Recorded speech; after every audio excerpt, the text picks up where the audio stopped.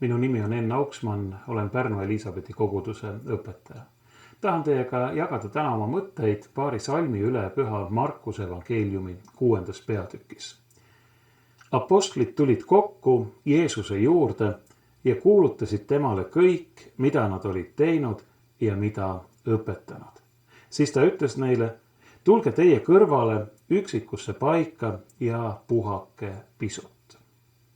Niisiis, meie silme ees on apostlid, Jeesuse jüngrid, keda ta on mõnda aega tagasi välja läkitanud kuulutama evangeeliumi. Nüüd nad tulevad tagasi ja nüüd nad kuulutavad temale. Just nimelt mitte lihtsalt ei jutusta, ei räägi, vaid kuulutavad. See viitab sellele, et nad on suures vaimustuses, nad tahavad õhinal jagada Jeesusega, mida nad on kogenud ja mida nad on teinud, täpsemalt, mida nad on õpetanud ja mida nad on teinud. Mida nad siis õpetasid ja mida nad tegid? Seda saame teada veidi eestpoolt. Püha Markus kirjutab: ja nad läksid välja ja kuulutasid, et tuleb meelt parandada, ja ajasid palju kurje vaime välja ja võitsid palju tõbiseid õliga ja tegid nad terveks. Mida nad õpetasid? Nad õpetasid, et tuleb meelt parandada.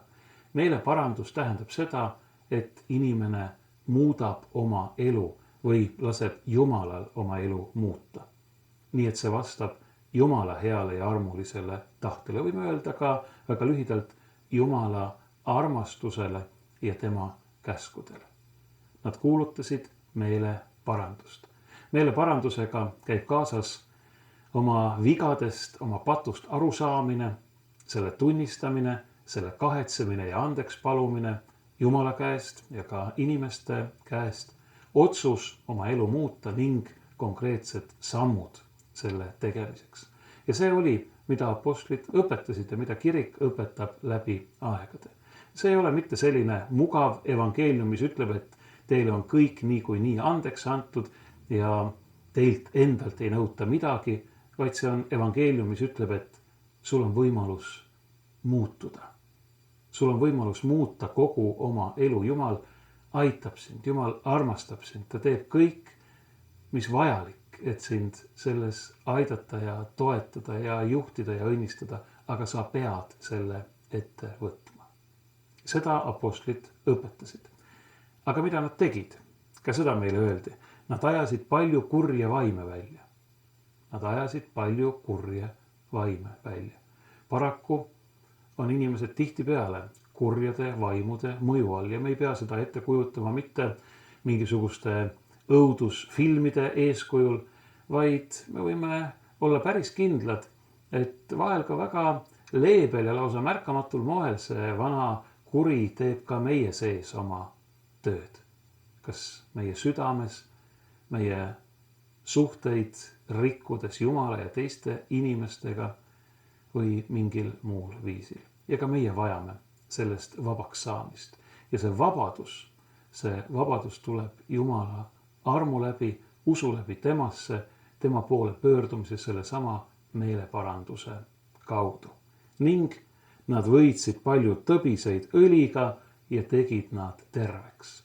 Võime öelda lühidalt, et olles hoolitsenud inimeste vaimu ja hinge tervise eest, aitasid apostlid neid ka kõigis nende ihulikes ja elulistes vajadustes.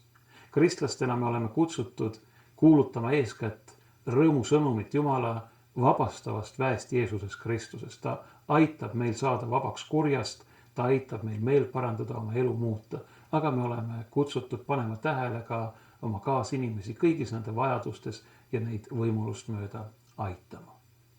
Teine salm, mida ma lugesin, oli aga selline. Siis ta ütles neile, Jeesus ütles apostlitele: tulge teie kõrvale üksikusse paika ja puhake pisut.